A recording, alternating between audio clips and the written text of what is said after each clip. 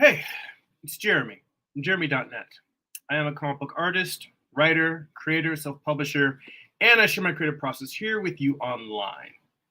If you'd like to get additional bonus live streams twice a month, extra long live streams, like we have our sessions called Art Book Study Group, which we have one coming up tomorrow, Monday night at 7:30 p.m. Pacific Standard Time. That's going to be a Patreon exclusive. Those supposed to our normal hour-long sessions. Those are 2.5, sometimes 3-hour-long sessions where we dig into some of the best art books around. And if you happen to miss this upcoming session, you can become a Patreon subscriber for as little as $2 a month. You get access to all the back catalog of previous episodes, editions, sessions, and there are hundreds of hours worth of art book studies available to you right now. You also get access to a digital archive of my books so you can read them online. And access to our Patreon exclusive Discord server where we share process, feedbacks, tips, and just general art talk and more. Get all of that for as little as $2 a month at patreon.com/Jeremy. That's patreon.com/GERIMI. There are links in the description of this video. If you would like to get a free digital sketchbook, get work in progress animated gifts delivered right to your inbox, blog posts about what I'm reading, what I'm watching, what's inspiring me creatively, you can sign up for my free monthly newsletter at newsletter.jeremy.net. And if you'd like to purchase physical copies of my comic books, you can go to amazon.jeremy.net. They'll forward you to my Amazon author page where you can pick up books like my first graphic novel, Eye of the Gods. It is a psychological thriller about a man cursed with visions he cannot control. You can also pick up my most recent project, Morning Star. It is the story of Lucifer's fall from heaven told as a Western. It's an 8-issue series. Volume 1 contains issues 1 through 4.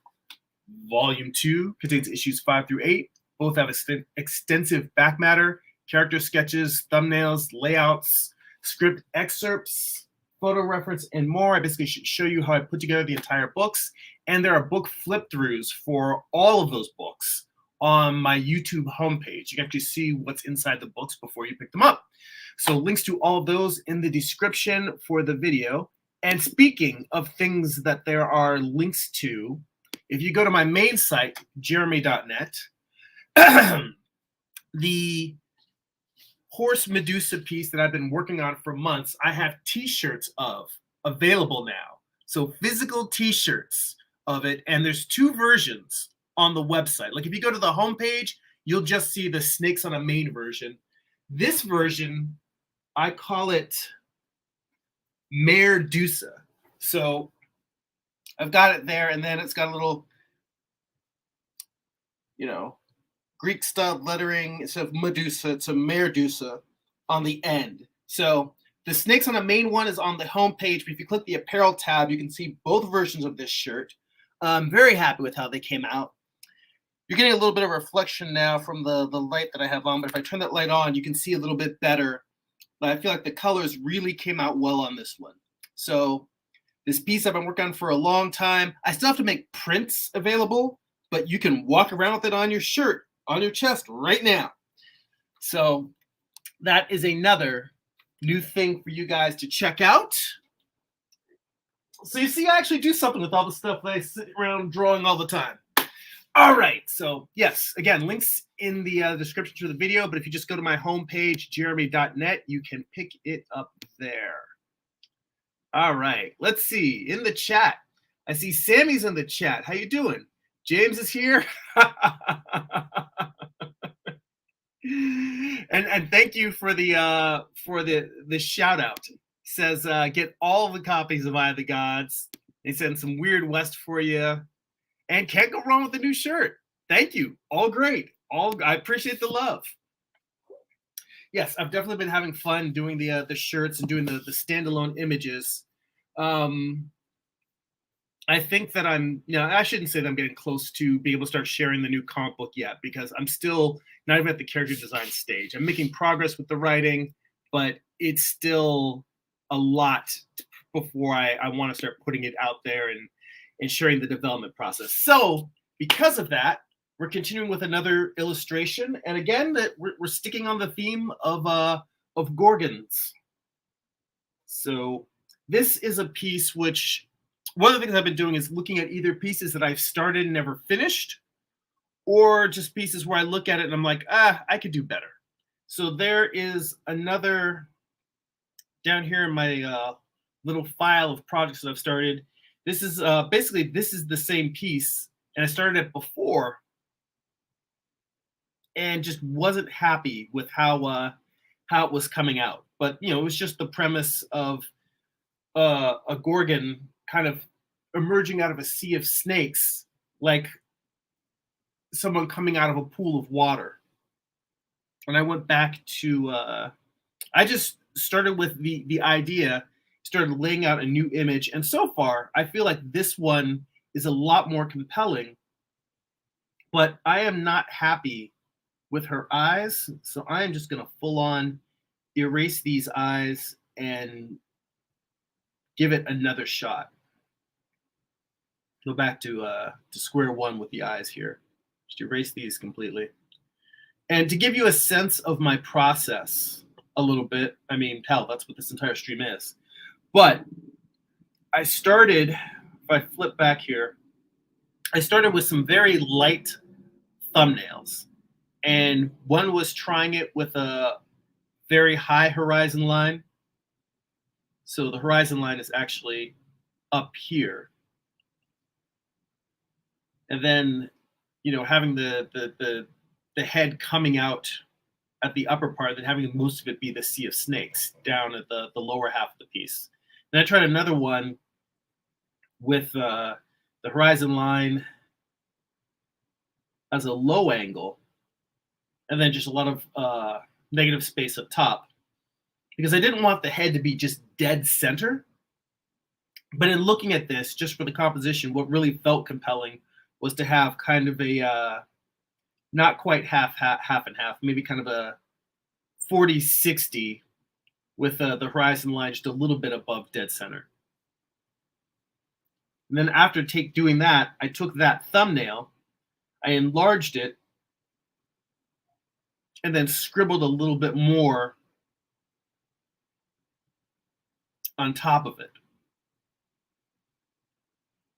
Basically just sort of blocking out how this feels. Or actually, no, I didn't even do that. I took it, I think I just took the small one that's here that I did, and all I did was just blow it up. So I didn't do anything else. I blew it up, dropped the opacity, and then started doing a refined sketch on top of that. So that's where I'm at now. It's just kind of like the next stage of refining this.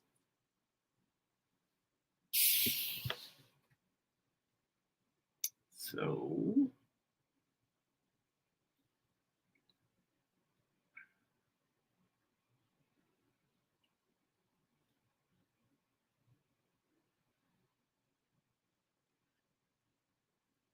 the thing that bothered me about the eyes is that they were creepier than I was going for. Because what I really wanted was something that was both creepy but kind of sensual. And it ended up being just the full creep. What I want is to give her very heavy eyelids.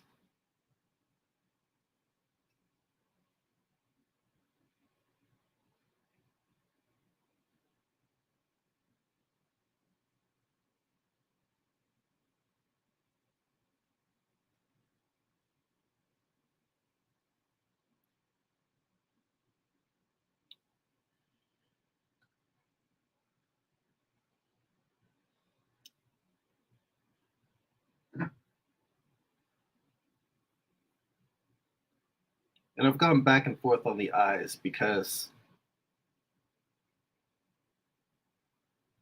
the serpent eyes give it the weird feel.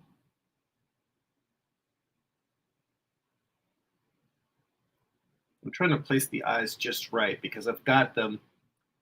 I'm trying to imply that there's more eye over here that's being covered by the serpents. The downside of that is that if I don't do it just right, it just looks like the eyes are like she's got a lazy eye and they're pointing in different directions.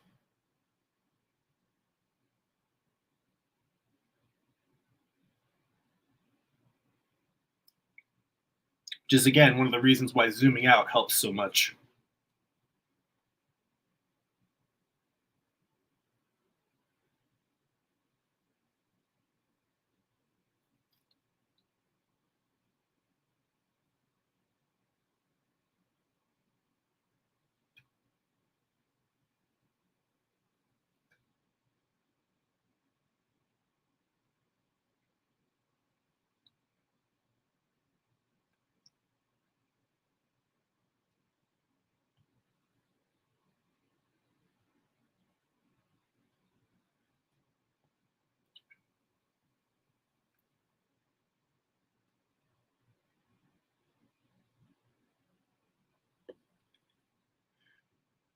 Whew. Pardon me.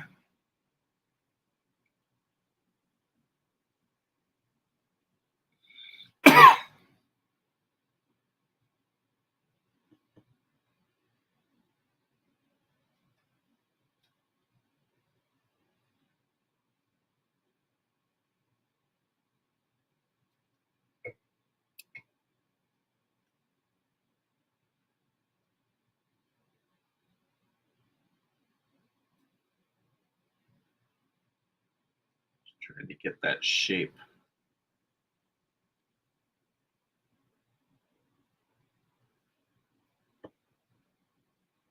Of the eye socket around her. Correct.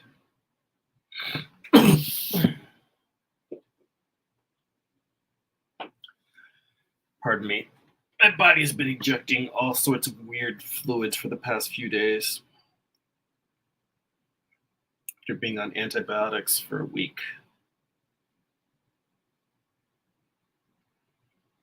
Which is super gross. It's probably what's holding back the growth of my channel. It's like, I love his videos, but there's so much snot and sneezing.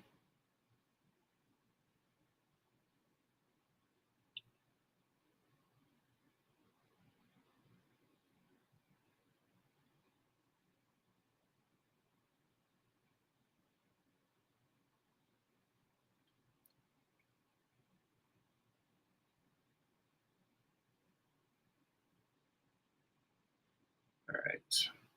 Those eyes are a little bit better.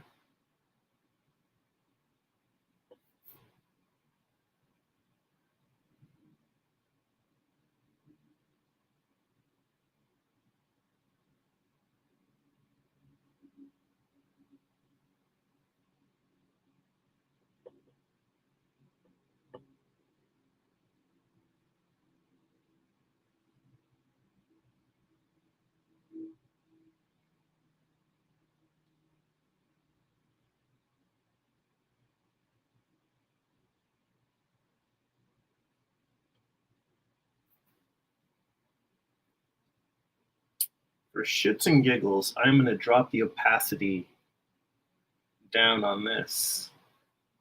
And I'm going to try drawing a completely new head.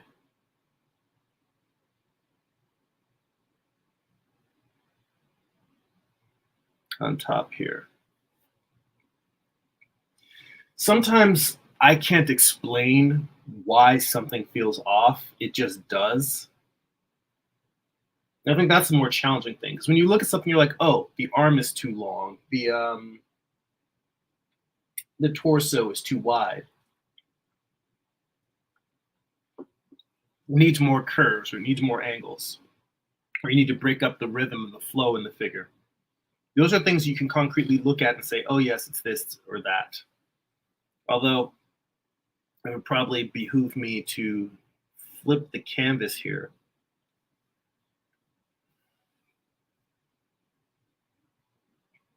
What's weird is I used to only flip the canvas. Like, I would get as far as I possibly could sketching, looking, and this comes out of working traditionally on a physical comic book page. But I would work getting it as good as I could one way. Then I would work on the flip reverse mirrored version, either on a light box, but more often than not working on vellum, which is like a translucent, it's like a thick tracing paper. And then I would make all the corrections, and then I would flip it back and draw through the corrections so that they, lined up with what the the corrections that I made on the back. I would make them kind of meld with what I had originally drawn. But working digitally, one of the big advantages is that it affords you the ability to go back and forth, back and forth.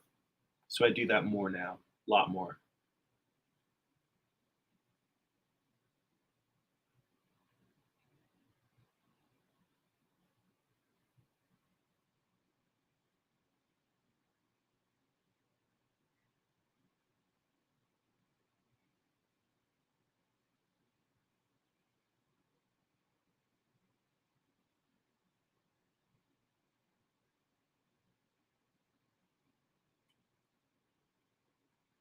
If the horizon line is right there, I really shouldn't be drawing the brows dipping down. They should just be looking forward.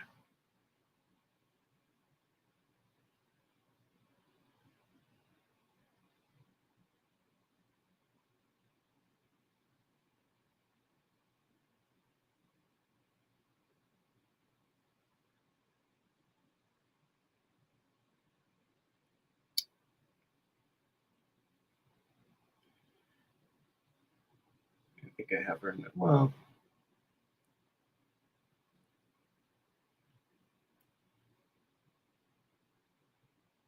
was concerned that I was making her nose dip forward too much.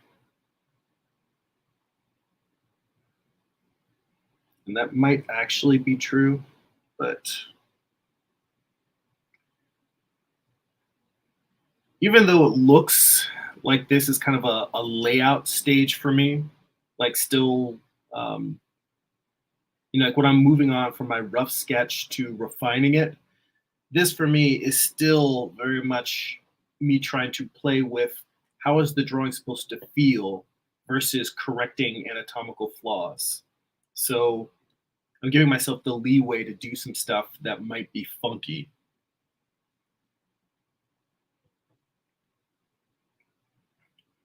Stuff that may not look right, but it feels right. And then I can go back and try and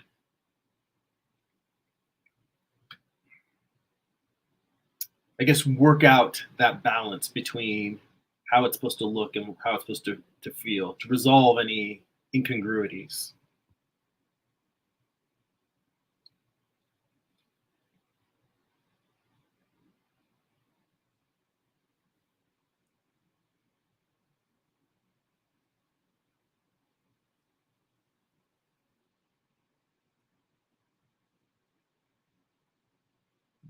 Her nose, the tip in just a little bit.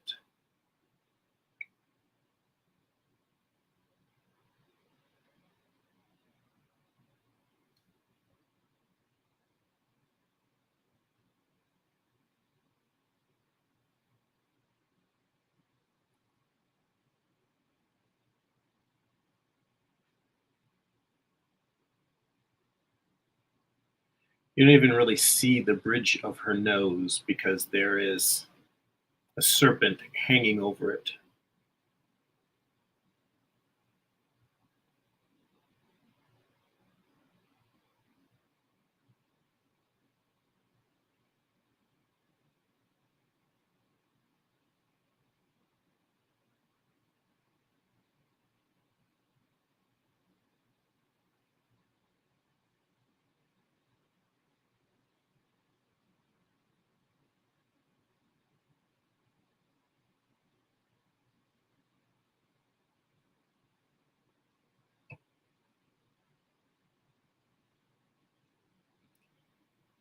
I'm just going to try and round out her eye sockets just to make them feel a little bit more feminine. because they're very blocky the way that I've brought them in originally. And I'm having a little bit of a challenge here because I want this to be close enough that you guys can actually see the details of what I'm drawing. Because I know for you guys as viewers, it's probably much more interesting to see this and see each individual stroke that I'm making. But for me, as the person actually making the art, looking at it from zoomed out like this, I'm still trying to keep a sense of the whole. I don't want to get caught up in details. Um,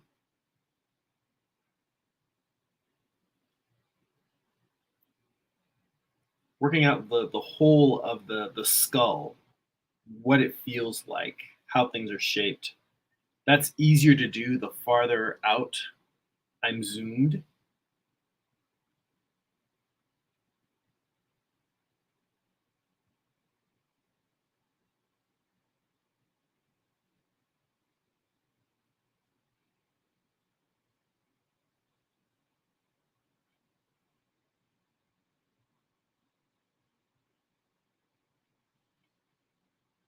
So maybe I'm not showing you absolutely as much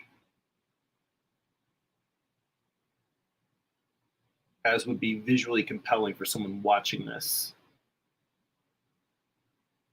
But I'm just trying to explain to you guys why I'm not zoomed in so you guys can really see every line and every detail, because I don't really want to see every line and every detail.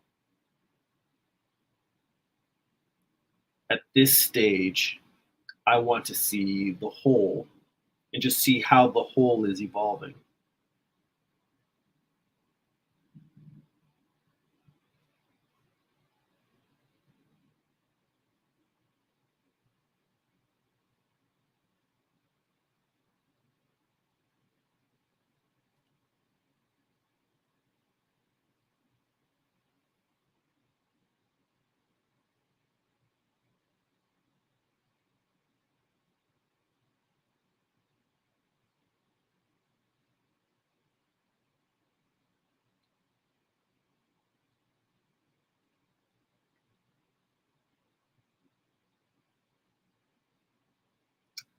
And I will tell you, it is a thin line between creepy and sexy.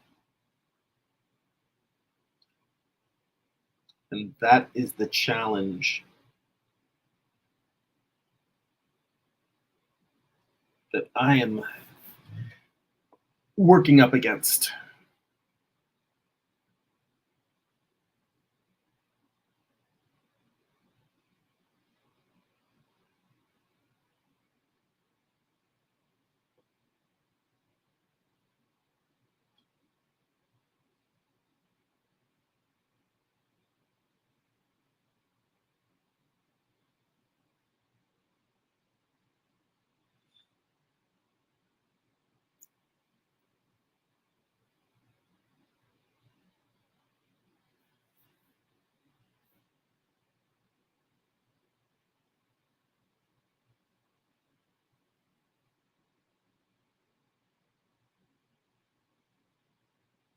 And now I kind of want to erase everything else around this and just leave the eyes and maybe a hint of the socket, because while this structurally is working out where the anatomy is fitting, especially given the fact that she has all these serpents on her head.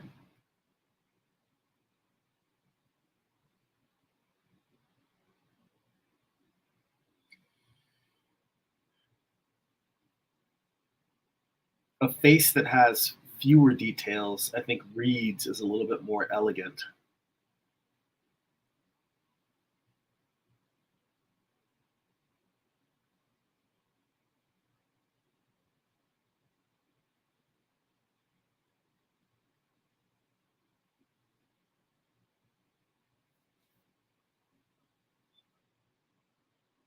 And the beauty of working digitally is I can just duplicate this, turn one of the layers off, and then just like obliterate all this other stuff. Although what would probably be smarter is to just lasso select it and then copy paste out of that. Save me the erasing. But I mean, in the long run, it is such an insignificant difference in terms of the approach. Sometimes I get a little bit too obsessed with efficiency, and I'll spend times doing and redoing things just to say, does this save me 10 seconds or 30 seconds? Because if it saves me 10 seconds, it's not worth it. But if it saves me 30 seconds over the long run, doing this act over and over again, like it could save me a couple of hours on a piece.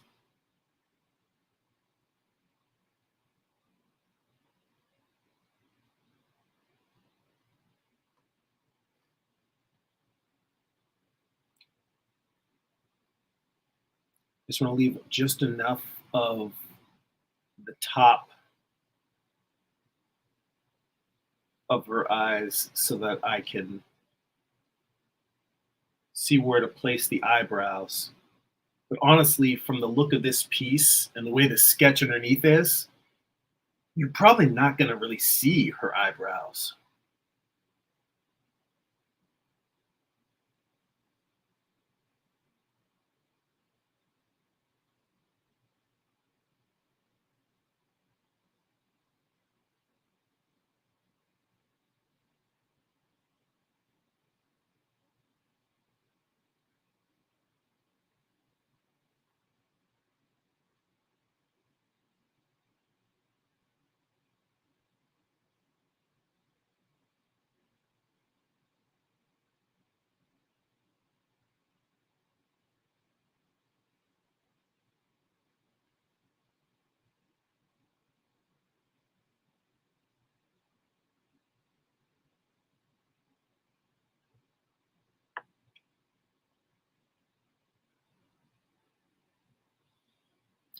Yeah, I think that I may end up having serpents completely covering all of her eyebrows. What I might have to do is, I don't know, either shuffle the serpents around or just like put a split, not like a splitting the snake itself, but just apart like a part in her hair. Just part the serpent so you can actually see the level to which the eyebrows are given structure.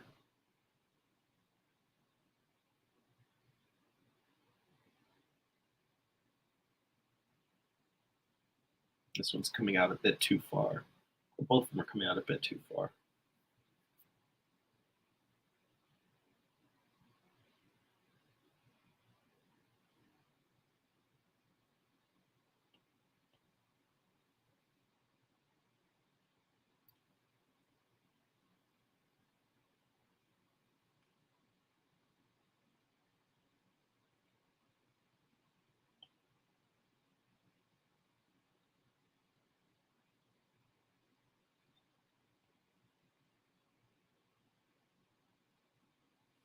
Yeah, I gotta flip this back. These eyebrows are not symmetrical. And eyebrows don't have to be symmetrical, but it always looks like a mistake. I mean, if someone does their eyebrows and does them asymmetrical, you're like, what's what's up with your lashes? Well, that's eyelashes, not eyebrows, but throws people off if your eyebrows are messed up.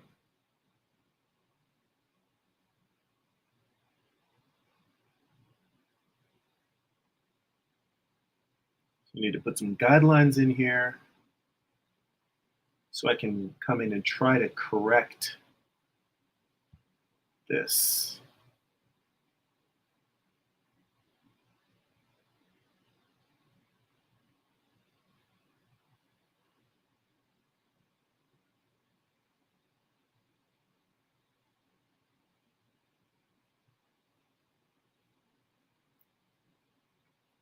Just kind of constructing a box, a container for the eye completely.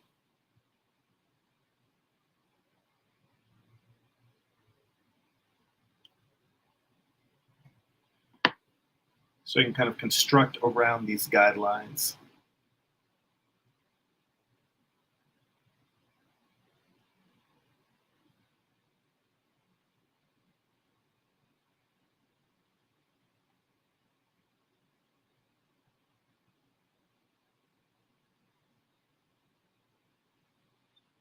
Yeah, see, the one on the right here is arcing a little too high.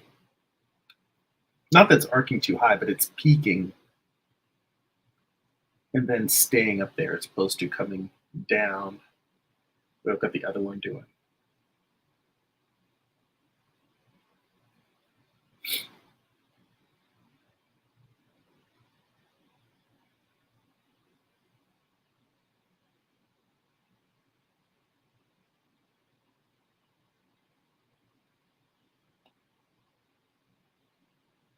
Yeah, see, the one that's on the right has a very clear up, slightly down, and then dip at the end. And this one, I'm trying to duplicate that on the other side.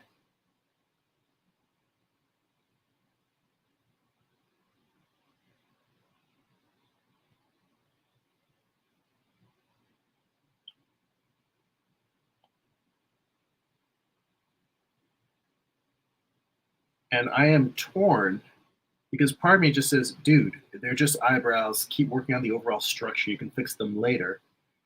And part of me says, if you don't fix them now, they're going to be messed up. And later on, you're going to be drawing and you're going to hit a roadblock where you're like, wow, I should have fixed these eyebrows in the thumbnail stage. That's another challenge, is knowing what are the things that you need to fix in the thumbnail stage versus the stuff that is really just you procrastinating and falling into pointless details.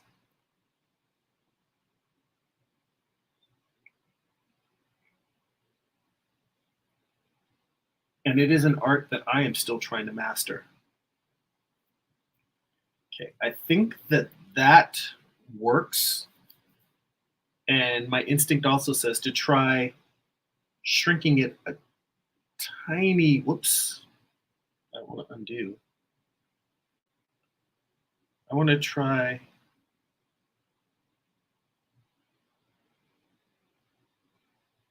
shrinking a tiny bit. I want to do it from the center.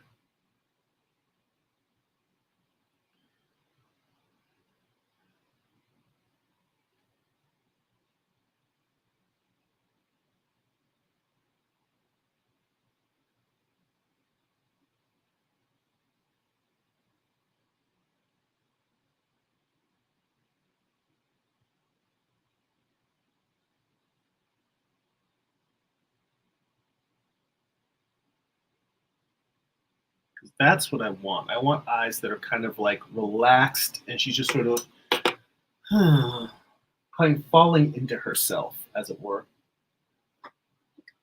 Pardon me while I blow my nose. It's the art and mucus hour.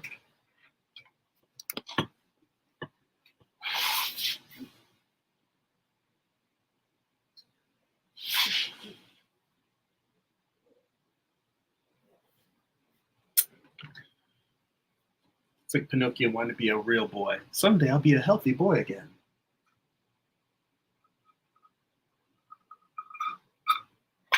All right.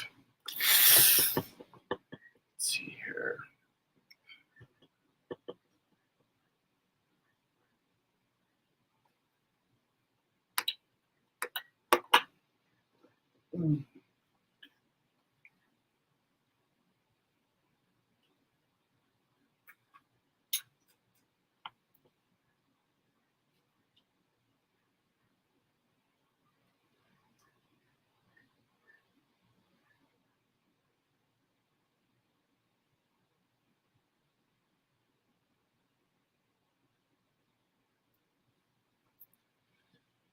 All right. So I'm a little happy with these eyes.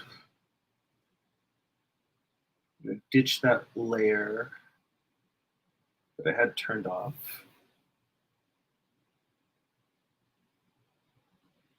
Let's put this under here.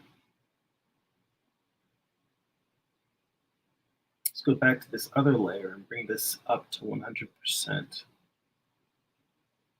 And on this layer, let me come in here and erase. Actually, I should turn this off so I can see what I'm doing here. Let me erase the eyes that are on this one.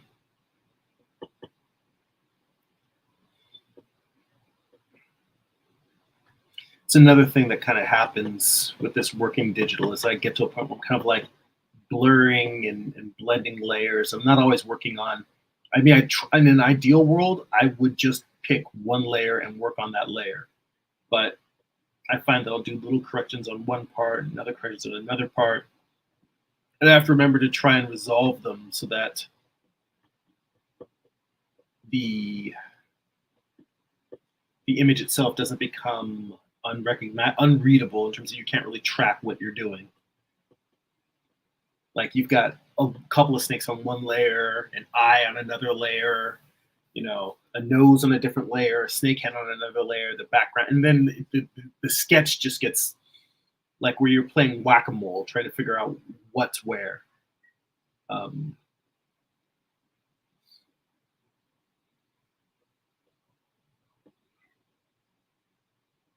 Okay, now I've got this, and now I can come into this layer, and yes, duplicating again, but this time, now I can see what it'll look like if I erase out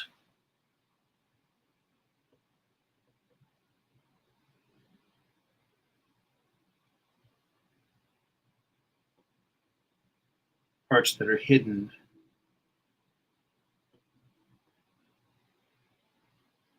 by the snake.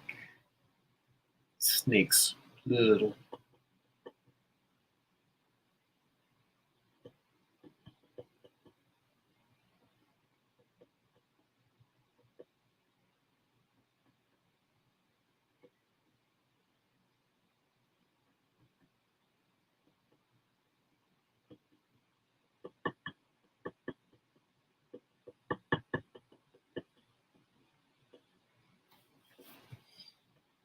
Yeah, it's not a huge difference, but I'm a lot happier with this now.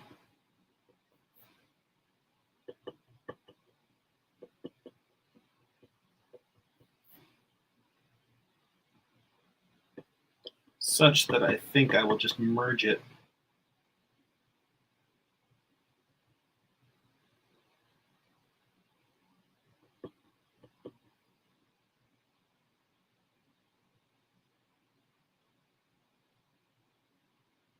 Keep moving here.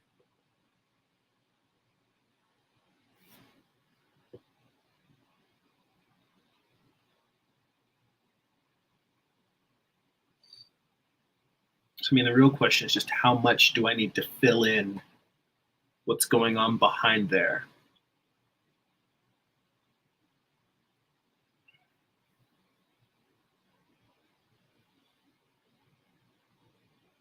Because now it really is actually getting pretty close to just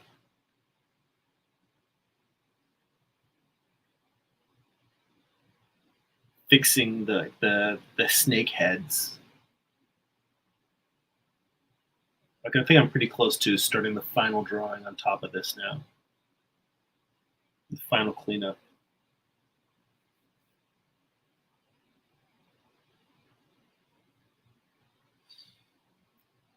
So what's happening at this stage is just trying to find a pleasant balance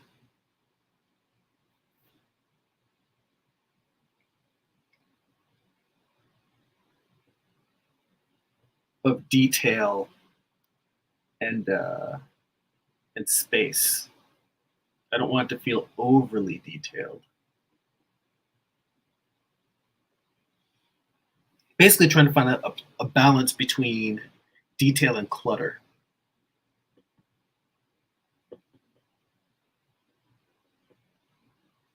I'm decluttering the drawing. That's what's happening now, or at least I'm attempting to.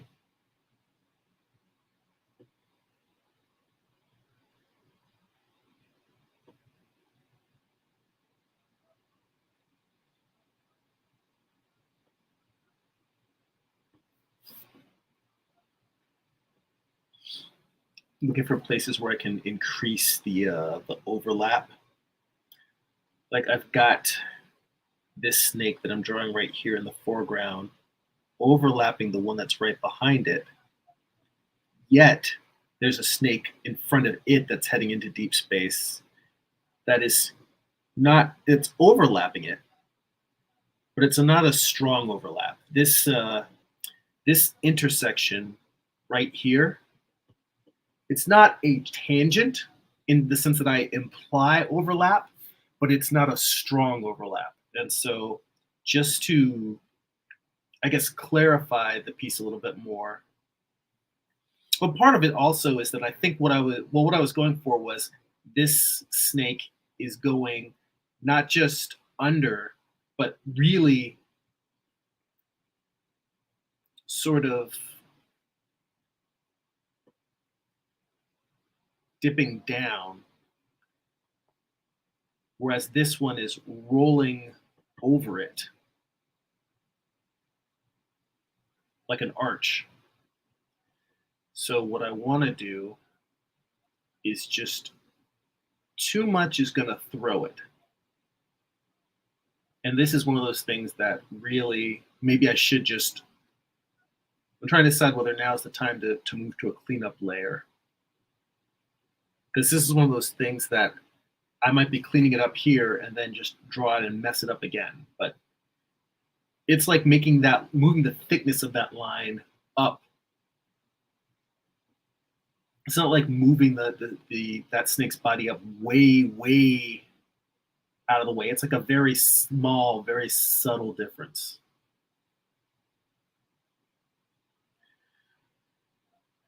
Actually, what I need to do is get it right here. That's what I need. I need to overlap that head a little bit. I feel like I'm cutting in there. This slight cropping, that just a little more overlap of the snake's head. I think that's what that angle is missing.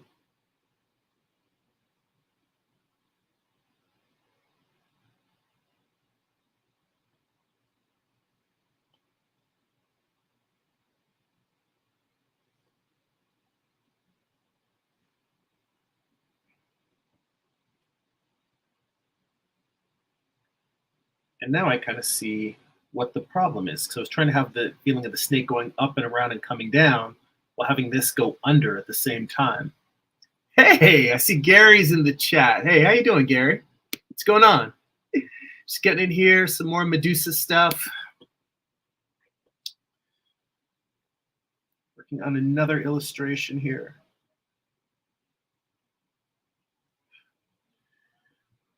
Just trying to, it's not necessarily killing some tangents. I'm trying to find the right balance of overlap of forms. Maybe I need to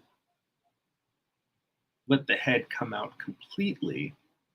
I need to push this overlap maybe a little bit in from the head. That might give me what I'm looking for.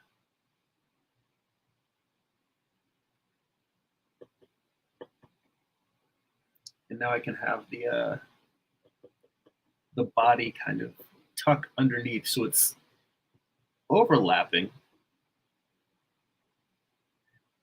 And I think that's the big challenge for stuff like this, is to have it feel intentional and not a mistake. Because it's overlapping to a degree, but it's also a form that's kind of just going underneath.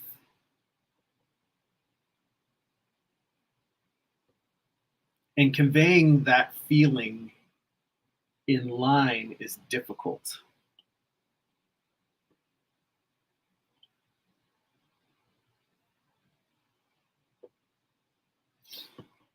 But I think that's actually why a lot of these pieces, why these Medusa pieces intrigue me so much, is because it's pushing me to do things and work out problems that are interesting drawing challenges. Like I look sometimes, if you ever watch the live streams of Steven Zapata, he's got a lot where he just has like these beautifully rendered organic forms, and they've got human figures blurring out of them with, but then weird blobs coming out with structure, and there's bone and mass in them, but then muscle, but then tissue that's just bubbling flesh, but he makes it all feel sculptural. So it's like if Salvador Dali had the sculptural drawing of Michelangelo.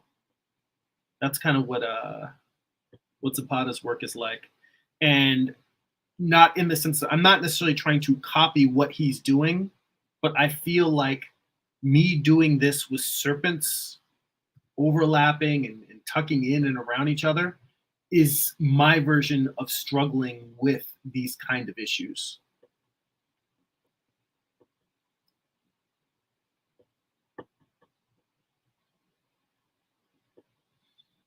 It's my version of playing with abstraction.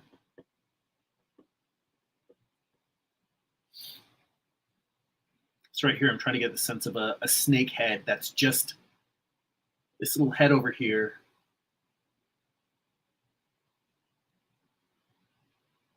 Is just kind of tucking out from behind that snake's body. But I'm like, well, where the hell is the rest of that snake's body? And what I'm trying to figure out now is how much. Like I said, there's a whole layer, that very raw early sketch that's underneath here. I turn this off.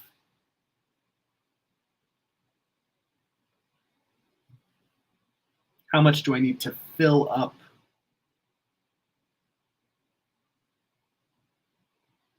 How much do I need to fill up all of this space?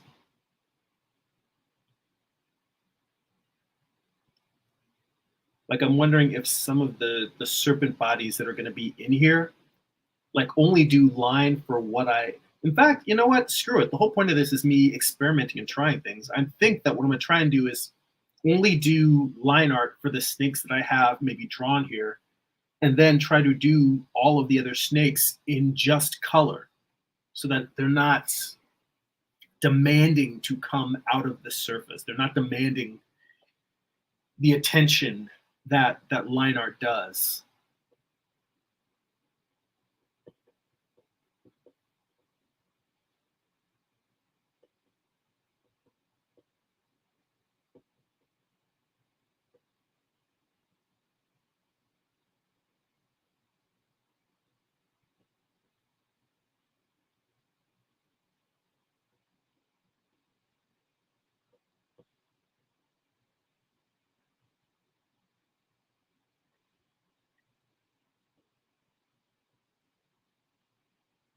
Yeah, I think that will be an interesting challenge, is to just come in and do the rest in color. So I might shift now. I think what I'm going to do is just refine the actual heads of the snakes, and then I'm going to move on to line art. Part of what I'm doing here is also, let me see here.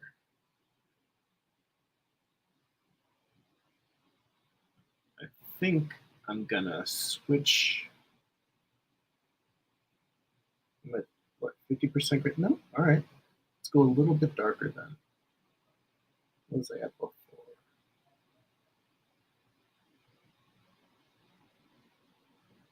Now that's lighter.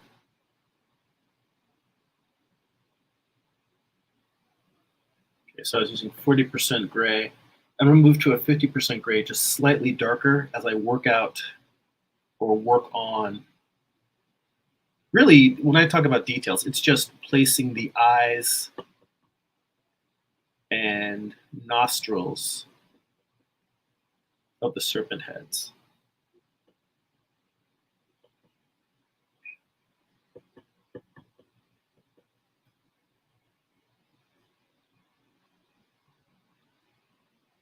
Putting a more detailed grid onto them to kind of place sort of the scale. When I say scale, I don't mean size, I mean scales. Gonna have to help me with placement of the scales. Nope, this is actually, all right, there we go. That's what I wanted. Just slightly darker. So when I try to block in, when I'm starting with a sketch, I'm working on a 20% gray background layer. And when I do that, the first thing that I draw in, that page of rough sketches that I showed at the beginning. Let's see. Hey, we've got a viewer from Twitch, Mr. Surmix or Surimix. Hey, how you doing? Thanks for popping in. I am sketching out a. Sorry, it took me a while to get to the comments. I got so caught up in drawing and talking. Sometimes I miss stuff in the chat. But I've been doing a series of pieces on Medusa, or rather Gorgons, the creatures that Medusa is one of. And I'm trying to do one here where she's sort of raising out of a sea of serpents as if she were raising out of water. And so I'm just working on refining all the snakeheads here in a sketch form before I move on to a more detailed line art and then color. But what I was saying before about my process is that I will tend to do my very initial sketch. I'll be working on a 20% gray background, which is the color that the background is right now. So it's gray, but it's not like a dark gray. 20% gray. And then on top of that, I will, oh, something else I just realized. I'm sketching all this in. This whole thing, I'm drawing it at screen resolution on an iPad. And what I should probably do is, if I'm going to make a print out of this, I should probably blow it up to 20 by 16 by 20, which is the size I do my prints at. So that is one thing I actually need to remember to do when I get done with this sketch, is to create a new document, drop this rough sketch into the larger, like, print resolution file so that I can make prints out of it. Anyway, rough sketch, I will do it at a 30% gray. So I'm drawing on a 20% gray with a 30% gray. So I'm only a little bit darker than the surface I'm drawing on, which keeps me from getting too detailed, because I can't. It's, I mean, you can draw a very detailed drawing that's very light, but it's rather unsatisfying. In the sense that the amount of detail, when you don't have a lot of contrast, detail doesn't really stand out. So it's almost like I'm putting a bar on, I'm by making the color difference so minimal, I'm putting a bar on how much contrast I can put into my rough sketch. I'm putting a bar on how much contrast I can put in, puts in a bar on how much detail I will put in. So it's like I'm keeping myself from making that preliminary sketch very detailed intentionally, so that I will just try a bunch of variations, do a bunch of rough sketches. And then once I have one that I like, that next stage that I move to, well, this stage right here is me moving from a 30% gray to a 40% gray. So just a little bit darker. And even though that rough sketch, even though I dropped the opacity down from this, it's still, you know, fairly light. Drawing on top of that. So for most of this drawing, for most of this sketch, I was drawing with that, with this sketch, drawing on directly on top of this sketch. So it's light enough, it's dark enough that I can see what I'm doing, but light enough that's not going to really distract me. But I'm also not going super dark. That's why I'm mentioning the difference between moving from 40% now to just going 10% darker. going to 50% gray as I'm putting these snake heads in. And this is as dark as I'm going to get before switching to final line, just drawing in black. And it's one of those things where I'm bracketing myself. It's like I'm creating gates for how much detail I'm going to put in at each stage. And I'm using value, or contrast rather, to create those gates.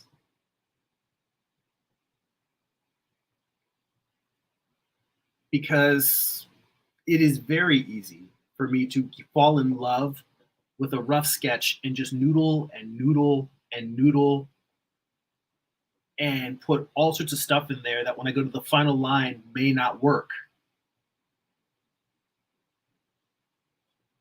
And I feel like it is much better to limit those details until the final line, or limit as many details as possible.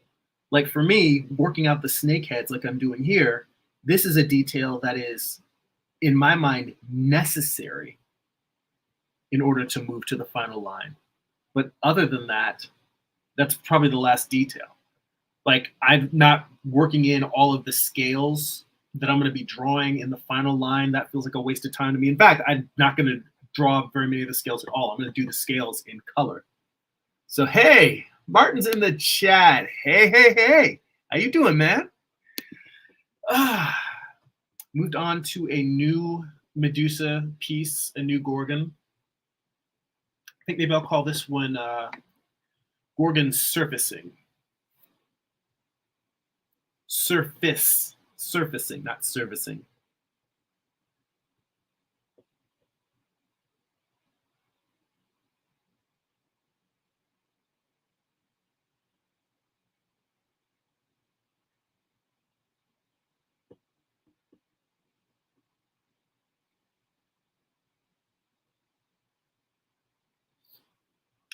Put a little darker line in here to kind of refine or really emphasize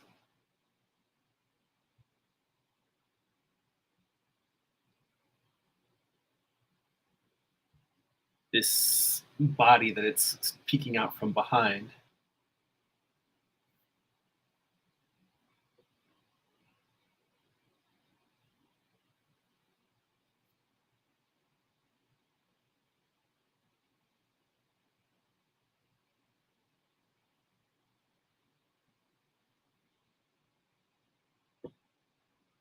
Little tongue sticking out there.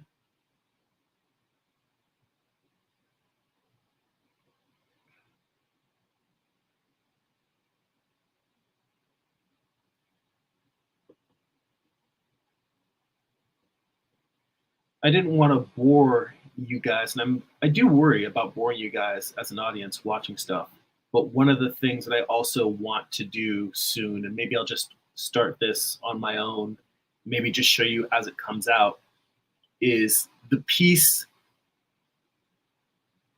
the Medusa Entwined, the one that you watched me paint for probably 2 or 3 months. And flip back to the gallery. Where is it? Yeah. So this one, I think I talked about this either last week or the week before, but I want to go back and do this one in the style of the Snakes on a Mane, because there's a lot less rendering and it's a lot more simplistic, and it just feels like what my drawings really do feel like. So I'm still working on trying to find a painting style that feels naturalistic to me. Martin says, beautiful piece. Sorry I'm late. And he says, I really love the painterly Gorgon piece that you did. Well, thank you.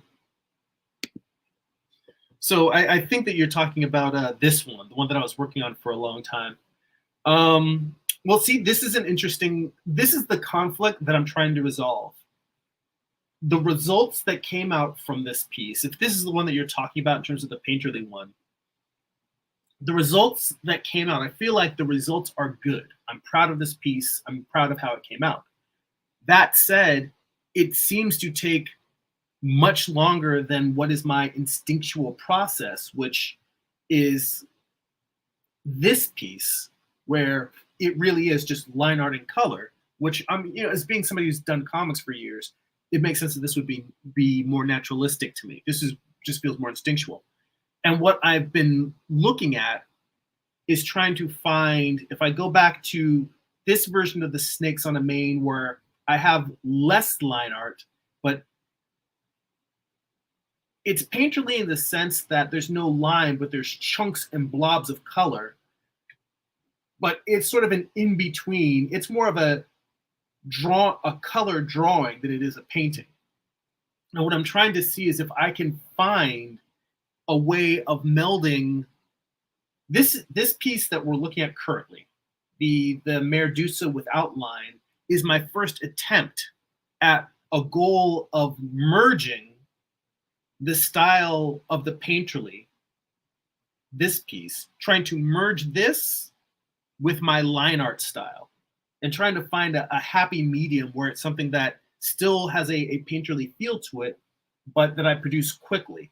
So it's almost like the Medusa line art one is my instinctual natural style. And I'm trying to now find a painterly style that's as quick and instinctual. Or you could say it's not necessarily about trying to find a style as it is adapting my current style.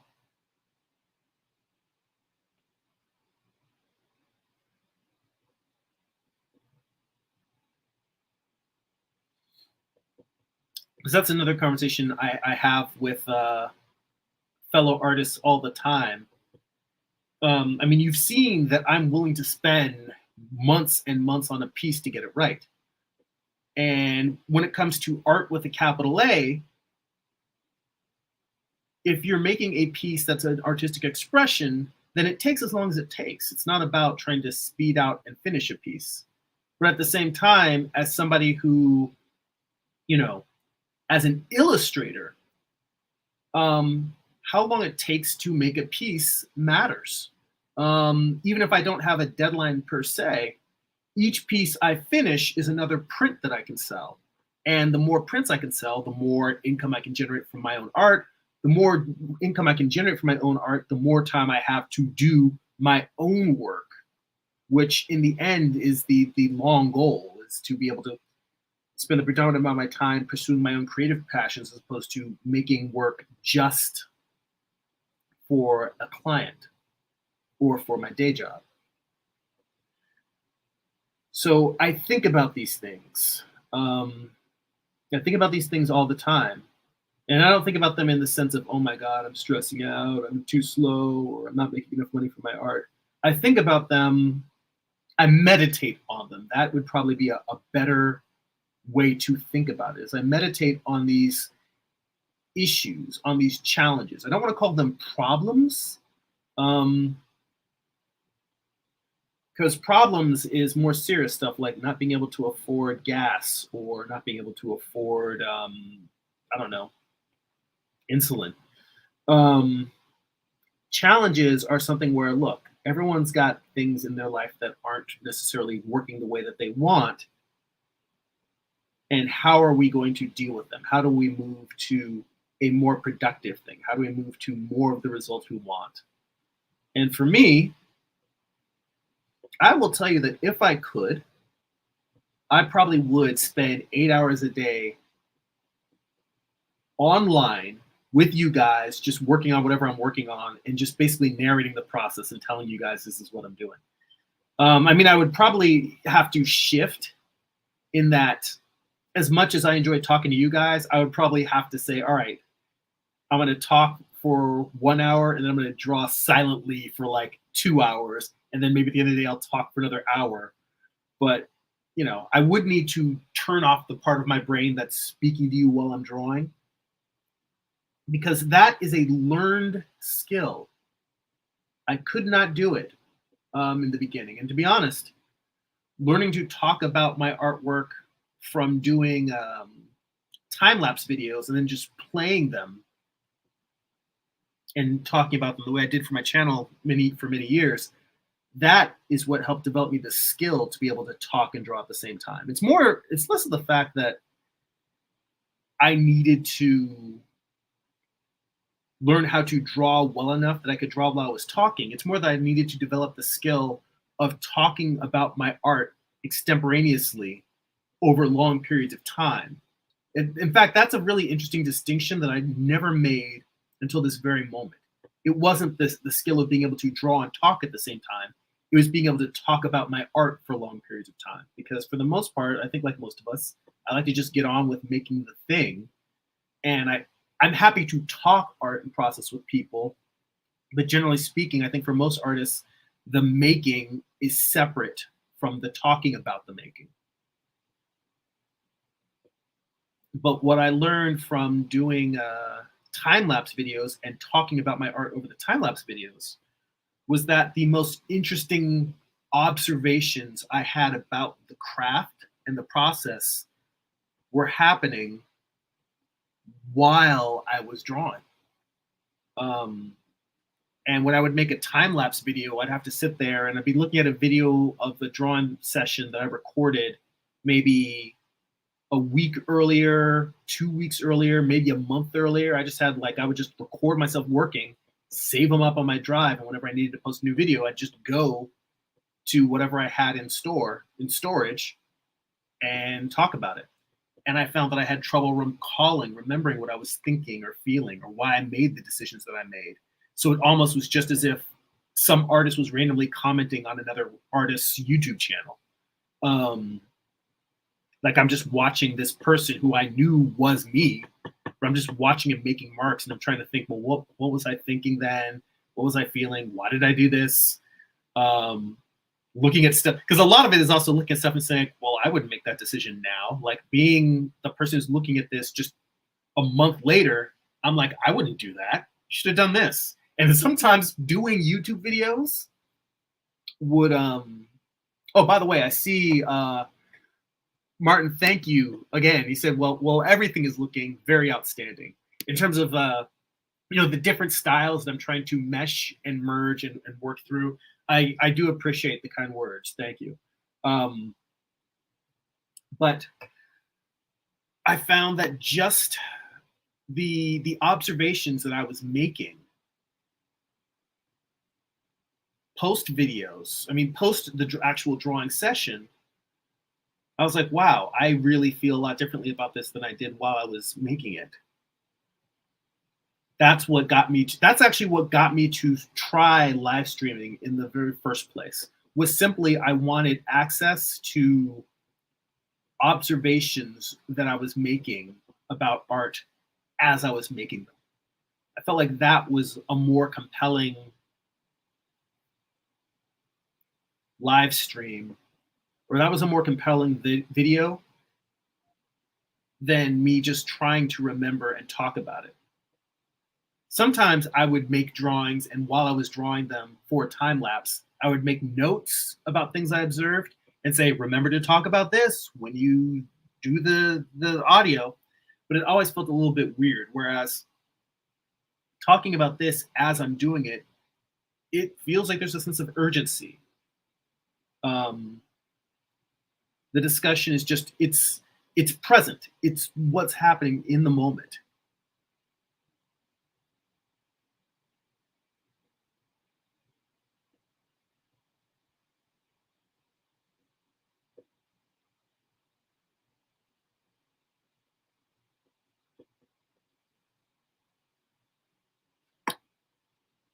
I realized usually one of the other things I do, the screenshot I just took, this is part of the process, the animated GIFs that I share with my patrons, and then I share some of them on social media. I'm just working, and I will take a screenshot as I'm working, and I'll save up, usually, like if I draw for an hour and I just take a screenshot every 10 minutes, then I'll have like 6 screenshots, and I'll end up making an animated GIF of just what I did for the day. And for the longest time, I realized, well, most of my drawing these days ends up being either like my little lunchtime drawing sessions, or when I'm sitting here with you guys, sitting down and drawing for an hour. And I always realize, well, there's always a jump every weekend when I make some progress during the live stream, and I'm like, there's no reason I can't take a screenshot during the live stream, which is what you just saw me do. And I thought, that's an idea.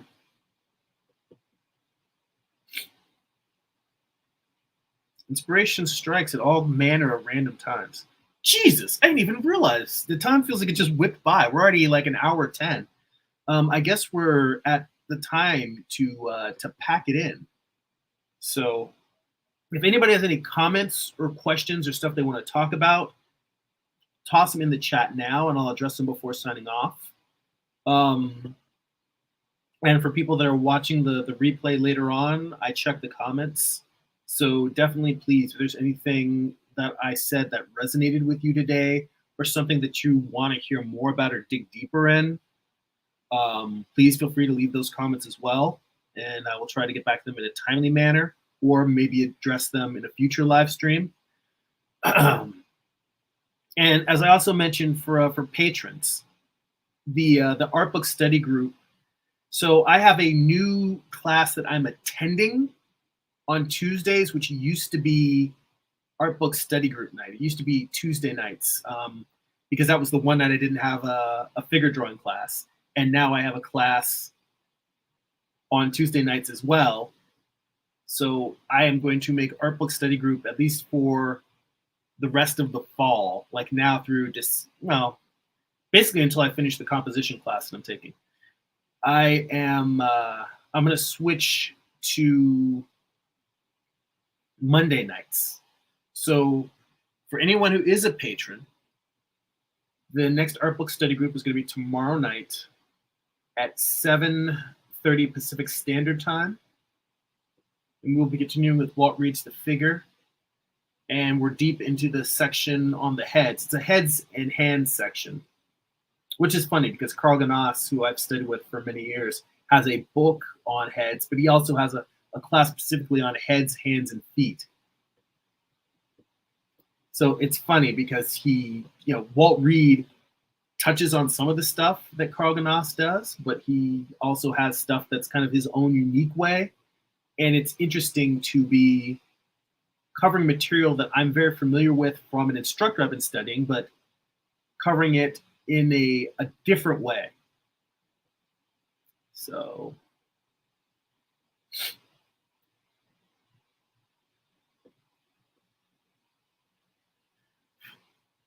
okay. So anyway, you guys will be able to check that out tomorrow, and I'll post the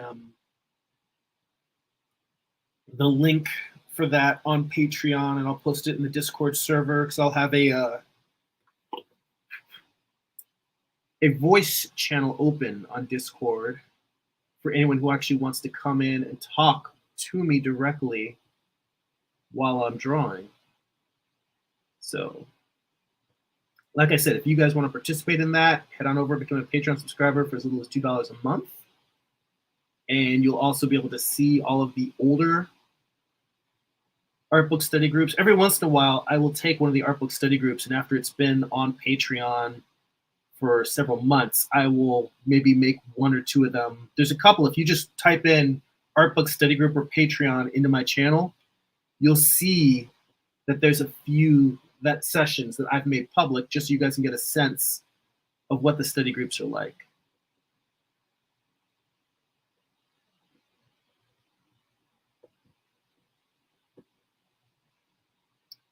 It's not too different from what we're doing now, except for the fact that we are very specifically working on an art book and working our way through it. Like working our way through specific pages and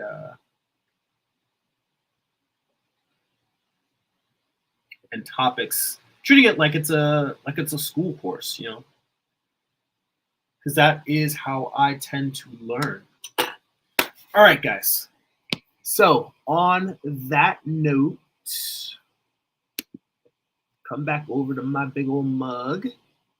And yeah, like I said, patreon.com/Jeremy. That's patreon.com/GERIMI.